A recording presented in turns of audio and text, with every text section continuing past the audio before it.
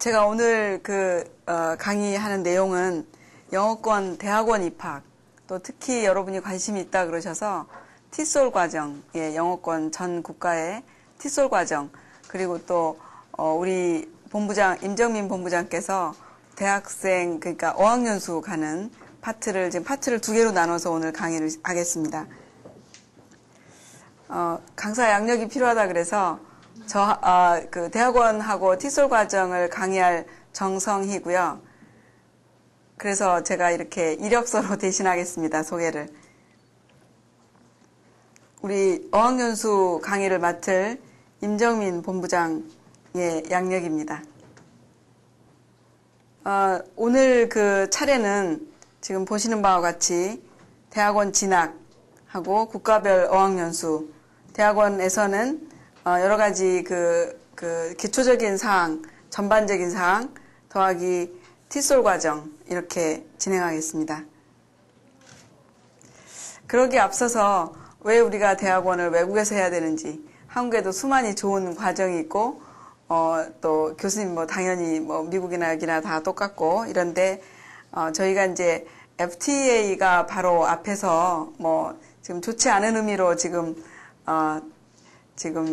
그렇게 말은 되고 있지만 어쨌든 바로 우리 코앞에서 우리나라에서만이 변호사, 의사, 어떤 내가 전문성인 일을 하면은 내가 능력 있는 사람이 되리라 생각을 했지만 막상 세계가 다 하나로 돌아간다는 의미에서 여러분이 우리나라에서만이 리더가 되는 것은 우물한 개구리의 리더고 전 국가를 다 이제는 같이 통합적으로 돌아간다는 의미에서 글로벌 리더란 여러 가지 의미가 있죠. 글로벌 리더는 영어만 잘한다고 중국어만 잘한다고 리더가 되는 게 아니니까 지금 보시다시피 여러분도 다 이렇게 같이 공감을 하는 여러 가지 이런 덕목이 있지만 그 중에서도 가장 밑에서 두 번째를 보시면 relationship, globalization, communication, language ability. 그래서 보시면은 인맥이 여러분 지금 이미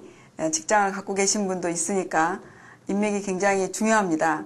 그런데 그 인맥이 이제는 세계가 하나로 돌아가기 때문에 우리나라에서의 인맥은 굉장히 좁은 의미의 인맥이고 세계적인 인맥이 우리가 외국에서 공부를 한다 그랬을 때 지금 여러분들처럼 이렇게 바로 하고가 나의 나중에 미래에 큰 인맥이 될지 또 중간적인 인맥이 될지 그런 거고 이제 세계가 하나로 돌아가면서 어쨌든 이제 앞으로는 더 테크닉이 발달해서 물론 내가 지금 말하고 있으면 여러분이 바로 귀로 들을 수 있겠지만 이제 그런 어떤 번역기, 통역기, 이런 기계가 없는 사정이 있을 수도 있고, 그리고 또 그 기계가 이게, 통역을 한다든가 번역을 한다는 게 또 한계가 있어요.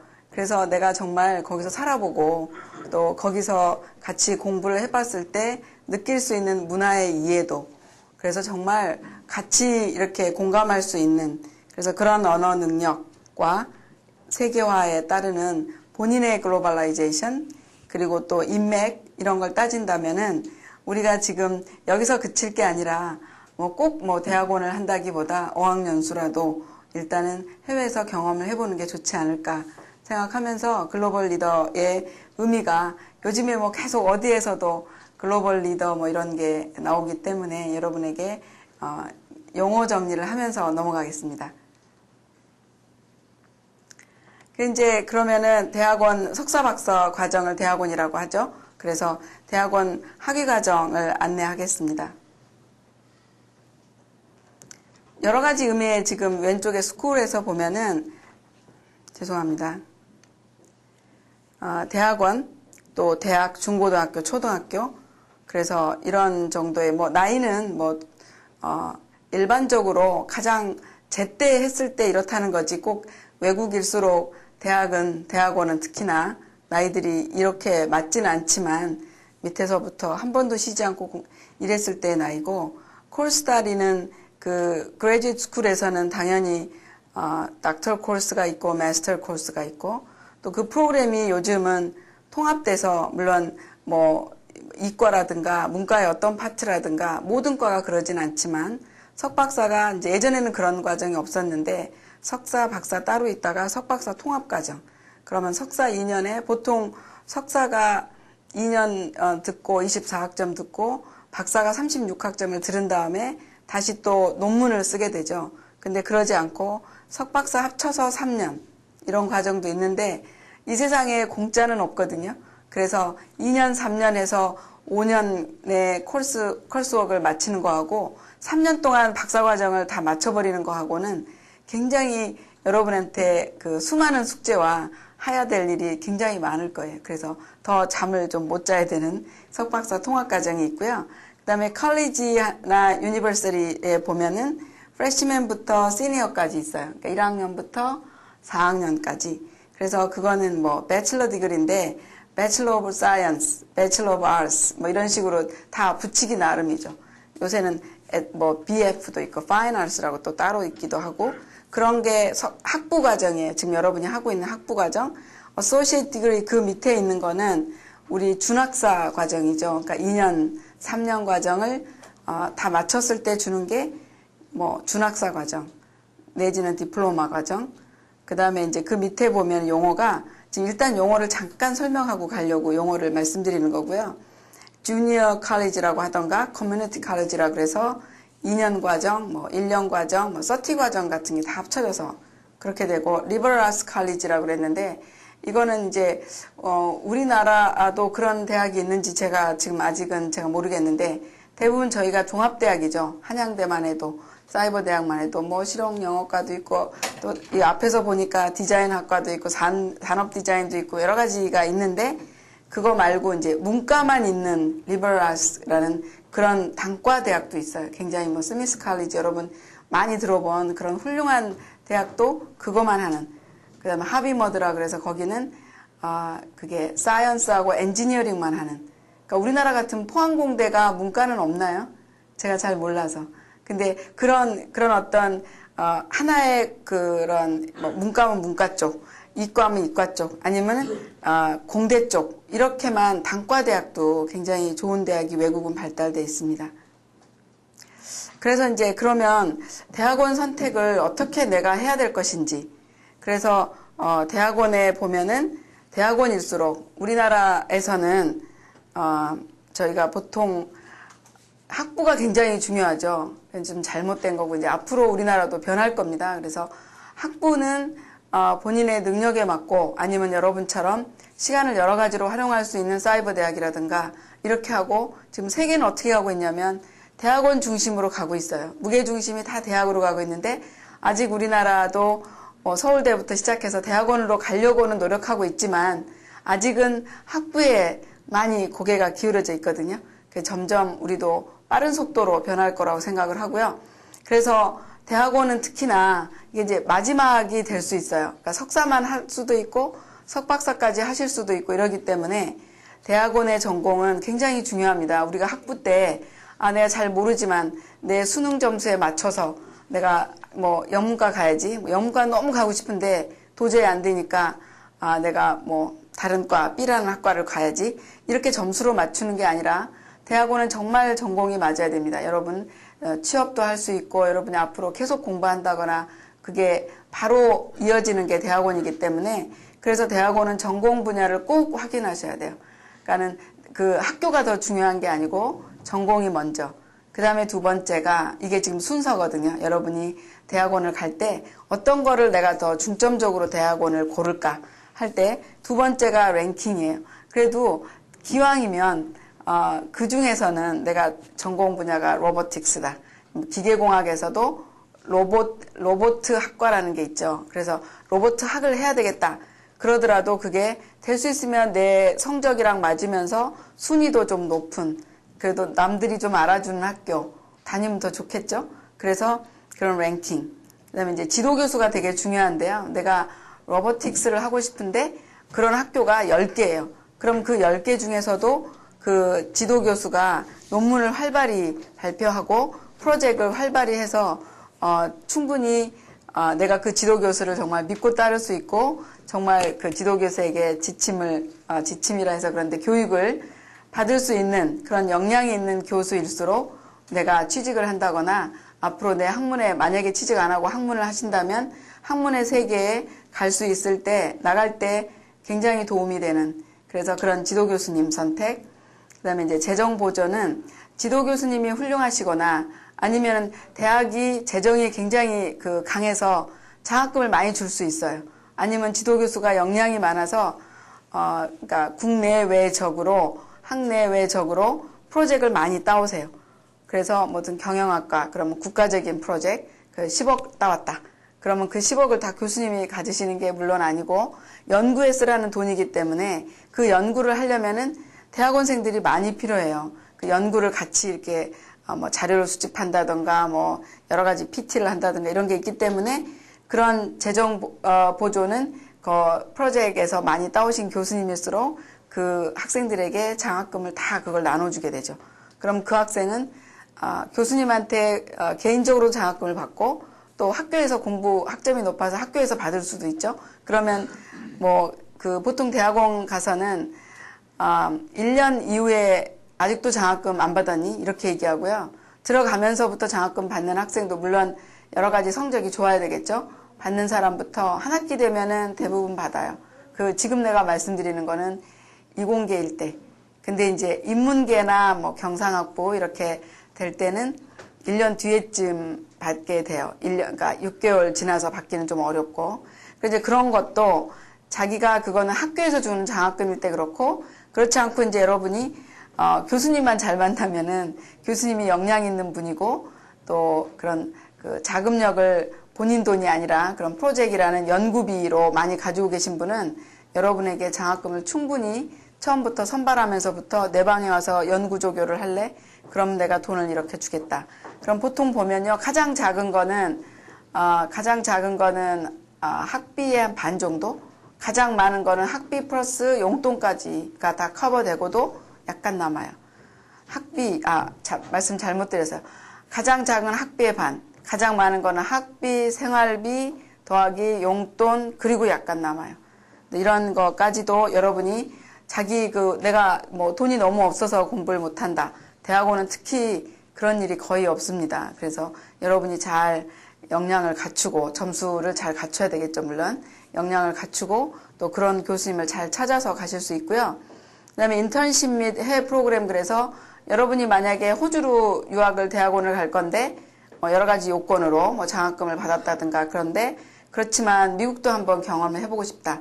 근데 그 대학원에서 그 과에서 그 교수님이 미국의 인턴십을 1년을 뭐 항상 우리 과는 공부만 조금 하면 보내주겠다. 조금만 해도 아니면 해외 프로그램이 이렇게 자매대학 이렇게 맺어져 있어서 우리 학교에서 12학점을 하고 뭐 미국의 어느 대학에서 12학점을 하면 대학원이 학위가 나온다. 뭐 이런 것을 또 따져볼 수도 있겠죠. 이제 6번, 7번, 8번은 미미한 요소이기 때문에 여러분이 6, 7, 8까지 뭐 할 만큼 여러 가지로 가지고 있는 학교들이 너무 많아요. 나를 오라고 하는 학교가. 그랬을 때는 이제 학교의 규모. 나는 학교가 너무 적고 영희야, 순이야, 뭐 영희가 오늘 뭐 스타킹이 빨갛고 철수는 양말이 하얗고 이렇게 다 알 수 있는 그런 조그만 학교에서는 내가 숨이 막힌다. 그럼 큰 학교를 택해야 되겠죠. 그래서 이제 7번은 학교 위치가 나는 적어도 일주일에 한 번은 뭐 금요일까지는 아주 너무 열심히 공부할 건데 토요일 하루는 정말 즐거운 토요일 날을 지내야 된다. 그래서 나는 아주 소도시에서 살기가 어렵다. 그러면 이제 학교 위치는 대도시 가까이 이렇게 해야 되겠죠. 3, 40분 만에 토요일 날 한번 내가 좀 스트레스를 풀어야 되겠다. 이런 거. 그다음 8번은 더 미미한 건데 학생을 위한 서비스가 특히 외국인 학생에게 뭐 우리는 외국인 학생에게 어떤 서비스를 해줘요. 뭐 집 구하는 걸 도와줘요. 뭐 이런 거 뭐 잔잔한 서비스 있죠. 그것까지도 택할 수 있는 여유로 왔으면 좋겠어요. 근데 여하튼 가장 중요한 거는 1번부터 4번까지가 가장 중요하죠. 5번부터는 이제 그 뒤에 일이고요. 그래서 대학원을 그러면 이제 이런 대학원을 다 택했어요. 자기가 그래서 어떻게 입학을 해야 되겠나. 입학은 3가지가 있습니다. 레귤러 어드미션 그래서 그 정규 입학은 TOEFL, GRE, GMAT 뭐 거기서 학교에서 달라는 영어 점수들이 다 있어요. 이게 지금 영어권이니까. 그럴 때 자기 학점하고 해서 지원하는 거를 정규 입학이라고 하고요. 컨디셔널 어드미션이라는 거는 조건부 입학이라는 거는 자기가 그 중에서 토플을 해도 점수가 안 나와요.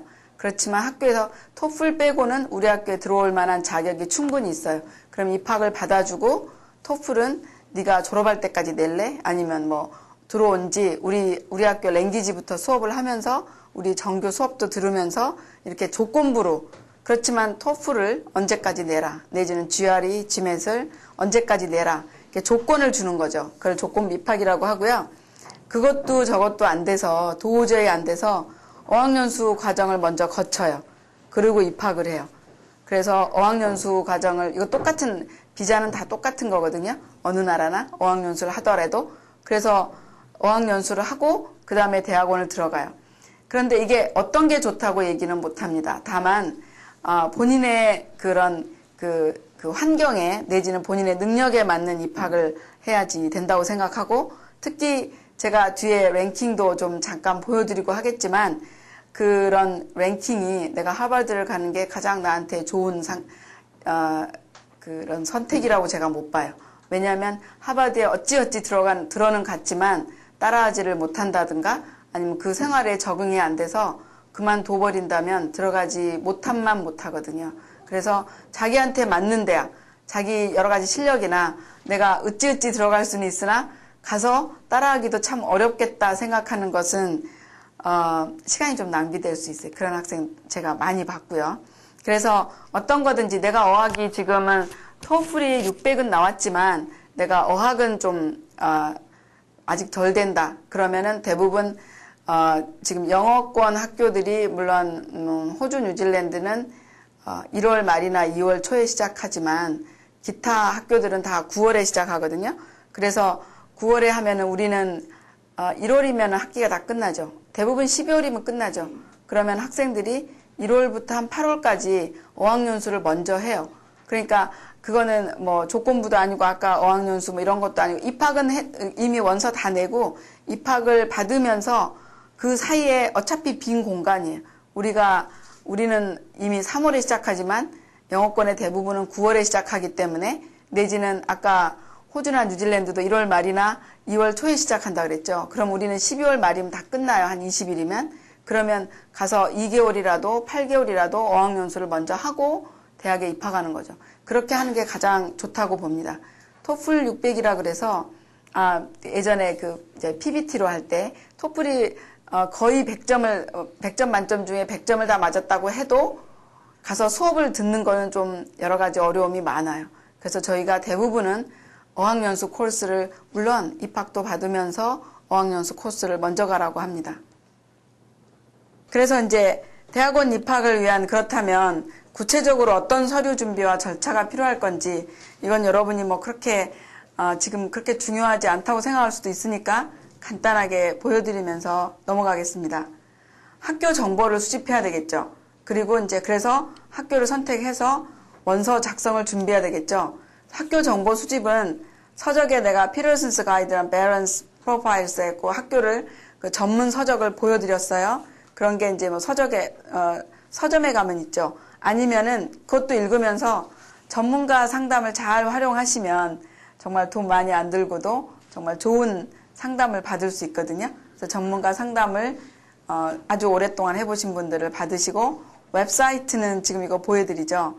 이런 거 가서 보시면 여러 가지 뭐 전공별 검색도 하고 미국 같으면 미국 주별 검색도 하고 여러 가지 여러분 검색 사이트에서 보실 수 있어요.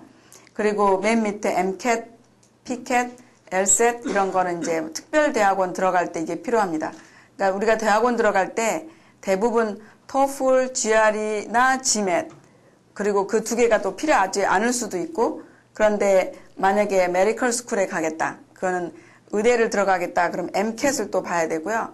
만약에 약대를 가야 되겠다. 그러면 PCAT을 봐야 되고 법대를 가야 되겠다. 그럼 LSAT을 봐야 되는데 이런 거는 다 미국 얘기고요.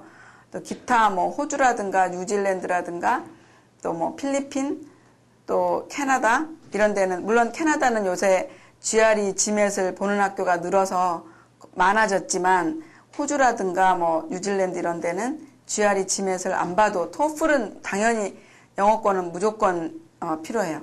토플 외에 그렇게 필요하지 않을 수도 있어요. 그리고 이제 미국하고 달리 호주나 영국이나 이런 데는 대학원이 과정이 두 가지예요. 우리처럼 강의를 하는, 그래서 24학점을 들어야 대학원이 끝마쳐지는 그런 강의식 그 과정이 있고, 또 리서치 과정이라고 그래요. 연구 과정이라고 있어서 그거는 강의를 하지 않고 교수님하고 1대1로 이렇게 여러 가지 자 이제 해와라. 그래서 오럴로 같이 시험도 보면서 그 구두로 시험도 보고 같이 그 과정을 헤쳐나가는 건데, 그거는 1년 과정이에요. 그러니까 아까도 말씀드렸듯이 또 이 세상에 또 쉬운 건 없기 때문에, 쉽고 편하고 한 길만은 없기 때문에, 그것도 1년에 끝나기 때문에 굉장히 여러분이 시간도 바쁘고 또 할 일도 많고 1년 안에 다 끝내야 되니까, 물론 시간적으로 굉장히 세이빙되고 돈도 세이빙이죠. 1년 동안 거기서 안 살고 학비도 덜 내니까. 그래서 그렇지만 여러분이 배가 노력을 해야 된다는 걸 생각하시고요. 그래서 이제 학교 정보 수집을 했어요. 그래서 원서 작성을 합니다. 그래서 온라인으로 할 수도 있고 페이퍼 애플리케이션을 써서 우편으로 보낼 수 있죠. 그런데 요즘 대부분은 온라인으로 거의 많이 바뀌었어요. 그래서 그리고 이제 학업사유서 그런 것 등등을 그 밑에 있는 것들을 준비하고, 왜냐하면 D페이지에 다시 나오기 때문에. 그래서 원서하고 부속서류 작성하고 제출을 해요. 입학 원서가 있겠죠. 여러분 여기 들어올 때도 원서 쓰셨죠? 그래서 애플리케이션 폼이 있을 것이고, 성적표 졸업증명서 또는 어디에는 학위증명서를 꼭 내라. 아니면은 아직 다 안 마쳤을 때, 만약에 대학원 한 학기 하다가 다시 갈 수도 있고 하기 때문에 재학증명서 이런 거 물론 영문으로 떼서 발송해야 되고요. 서포트를 할 수 있는 애프터티브 서포트라는 거는 재정보증서인데요. 이건 보통 은행 잔고증명으로 대신합니다. 추천서, 교수님 추천서가 한 3인 정도인데, 만약에 직장을 갖고 계시면 교수님 2분에 직장 상사 1분. 그래서 어쨌든 3인을 대부분 원해요. 그리고 또 자기소개서, 학업계획서 이런 거 내야 되죠. 근데 기타 대학마다 좀 다르지만 건강진단서를 꼭 내라. 아니면 이거 말고 에세이를 다시 써라. 이건 경영대학원이 대부분 이런 거 잘하죠. 그 다음에 여러분이 만약에 아트 쪽, 패션 쪽 이렇게 해서 포트폴리오가 필요한 과를 간다. 그러면은 거기에서 작품 슬라이드 내라고 합니다. 그리고 만약에 여러분이 이제 음악 쪽으로 한다면 어디션, 이게 A가 스펠링이 틀렸네요. 그 어디션 테이프이라 그래서 연주 테이프를 비디오로 내라는 데도 있고 카세트 테이프나 CD로 내라는 데도 있고, 그래서 학생을 못 믿을수록 비디오 테이프로 내라고 하죠. 대부분 옆에 순위가 또 바이올린을 킬 수도 있고 성악을 할 수도 있으니까 그걸 직접 그걸 비디오 테이프 보면은 이게 더빙 했는지 진짜 지금 그 순간에 하고 있는지를 안다 그래요. 그래서 여하튼 그렇게 내라고 하는 것도 있고, 또 재정 서류를 아까 3번에서 재정 서류를 냈지만 그 재정 서류도 다 못 믿겠다. 변호사 사무실에 가서 공증해서 내라. 이런 데도 있어요. 근데 점점 그런 게 좀 까다롭게 그 한두 개 대학이 아니라 좀 많습니다. 예. 그래서 그만큼 재정적으로 굉장히 크게 보고 있는 거죠. 그래서 이제 다시 한번 일반적인 고려사항이 어떤 건가, 대학원 저희가 제목이 죄송합니다. 대학원 진학을 할 때 보면은 장래의 직업을 뭐 할 것인지. 그래서 학부라면은 제가 이렇게도 얘기해요. 물론 어저께도 내가 같이 하기를 경영학을 나중에 대학원에서 경영학을 하고 싶다. 그래서 학부에서는 그러면 네가 좋아하는 걸 해라. 왜냐하면 경영을 한다고 학부부터 경영을 다 일관적으로 한다? 그거는 폭넓지 않은 학문에다가 폭넓지 않은 그런 경험들일 것 같아요. 그리고 실제로 제가 이렇게 제가 이제 이런 유학 업계에서 일한 지가 21년 됐거든요. 그래서 해보니까 정말 기초학문을 많이 해놓는 게 더 좋겠더라고요. 그래서 본인이 물리학이나 고등학교 성적을 보니까 물리학도 괜찮고 심리학도 굉장히 관심 있어 해요. 그래서 2개 중에 하나를 해라. 그러니까 물리는 우리 여러분 아는 수학 물리할 때 그 물리. 그 다음에 아니면 심리학. 그런 걸 한 다음에 대학원에 경영학을 해라. 이렇게 할 정도지만 그렇지만 대학원은 그렇지 않아요. 대학원은 자기 장래 직업이나 자기가 어떤 그 일을 할 건지 그런 거하고 같이 맥락으로 대학원부터는 가야 됩니다. 그래서 전공을 택하고 당연히 학부 수업에서 학점이 굉장히 중요해요. 외국은 굉장히 자유스럽고 개성을 중시하니까 내가 학점이 좀 안 돼도 내가 지금의 내가 여러 가지 경험 그런 거 가지고 내가 또 말빨이 또 세니까 영어로 말 잘하면 인터뷰 잘하면 나를 뽑아주겠지? 그렇지 않아요. 학점 이퀄 성실. 그 외국일수록 더 성실한 사람을 좋아해요. 그래서 뭐 놀 때 놀더라도 물론 놀지 못하면 더 바보로 보지만 놀 때 놀더라도 공부는 꼭 하는. 그래서 학점이 굉장히 중요합니다. 다른 어떤 것도 저희가 토플, GRE, GMAT 뭐 이런 거 필요하면 그거는 여러 번 봐서 여러분이 이번에 망쳤으면 다음 달에 공부 더 해가지고 그 다음 달에 또 볼 수도 있고 아니면 뭐 올해 안 가고 내년에 가지 뭐. 그래서 더 한 6개월, 7개월 더 준비해서 할 수 있어요. 그렇지만 학점은 이미 엎질러진 물을 다시 고치기가 물론 뭐 썸머나 윈터에서 뭐 그거를 보강할 수도 있겠지만 만약에 여러 과목을 다 배렸다. 근데 그걸 다 할 수는 없는 거거든요. 그래서 어쨌든 학점은 바로 교수님들이 뽑을 때 바로미터예요. 얘가 얼마나 성실하게 정말 해줄 것인가. 그래서 학점 되게 중요하고요. 그리고 아까 이제 뒤에 나온다 그랬는데 토플은 영어권에서는 무조건 토플 있으셔야 되고 GRE, GMAT 그 대학원을 캐나다나 미국으로 가려면은 GRE라는 점수가 있어야 되는 수학하고 영어예요. 그리고 이제 GMAT 그것도 이제 수학하고 영어인데 GMAT은 경영대학원 갈 때. 그리고 이제 뭐 직장 경력 그다음에 만약에 처음부터 조교가 되면 돈이 하나도 안 들거든요. 그 학비 기숙사비가 안 들어요. 근데 그렇게 뽑히려면 뭐 TSE 그러니까 스포큰 잉글리시죠. 그러니까 말하는 능력 테스트가 있어요. 요새 토플도 말도 해야 되고 라이딩도 해야 되고 뭐 요새 그 장문도 있고 다 있는데 그게 이제 이제 연구 조교 말고 티칭 조교를 하려면 말을 할 수 있어야 되니까 TSE까지 있어야지 연구 조교를 뽑겠다. 그런 게 있기 때문에 여러분 능력에 따라서 얼마든지 뭐 돈은 좀 세이빙 많이 할 수 있고 처음에 뭐 한 학기만 쓸 돈 가지고 대학원은 정말 대학원 박사과정을 할 수 있어요. 여러분이 조금 뭐 심적으로 고생은 하겠지만 공부 열심히 하면서 교수님 밑에서 할 수 있는 거고 그 다음에 이제 뭐 입학 난이도, 원서 마감 입학 시기 이런 것이 대부분 9월에 시작하는 국가에서는 마감이 11월 달부터 마감이 시작돼요. 그래서 대충 1월에는 마감하는 대학들이 대부분이고요. 이제 학교가 조금 더 이제 랭킹이 내려가고 이럴수록 3월에도 원서를 쓸 수는 있어요. 근데 많지는 않죠. 그런 시기를 잘 보시고 만약에 지금 생각하시기를 내년 9월에 내가 입학을 하리라. 그러면 올해 12월이나 1월까지는 토플, GRE, 뭐 GMAT 보는 학교면은 그 시험 점수가 시험 보는 게 1월 초까지 해서 끝내야 돼요. 그렇게 되면은 11월에 마감인 학교는 좀 어렵죠. 그러니까 대부분 원서 마감이 12월이라고 하더라도 아까 이런 뭐 토플이라든가 GRE라든가 그런 테스트 스코어들은 한 달쯤이나 한 달 반쯤 뒤까지 나가도 괜찮아요. 그러니까 그런 스케줄링을 여러분 뭐 인생도 막 스케줄 하죠. 뭐 이번에 몇 년도까지 이 대학을 마치고 내가 또 무엇을 해야지. 이런 것처럼 원서 쓸 때도 대충 저는 1년 전 거부터 1년 전부터 준비하라고 합니다. 당연히 비용도 또 어느 과정을 갈지, 석사 과정을 갈지, 석박사가 통합된 과정을 갈지, 또 장학금 혜택을 어떻게 할지, 학업 기간 이런 것들을 다 생각하고 가셔야 되죠. 그래서 제가 말씀드린 대로 보통 이제 11월까지는 시험 준비도 다 하고, 그래서 전공도 결정하고, 또 지원학교 또 1월까지는 원서를 다 내야 되겠죠. 그래서 1월부터 5월까지는 팔로우업이라는 거는 그 대학원에다가 내 원서 다 받았니? 뭐가 더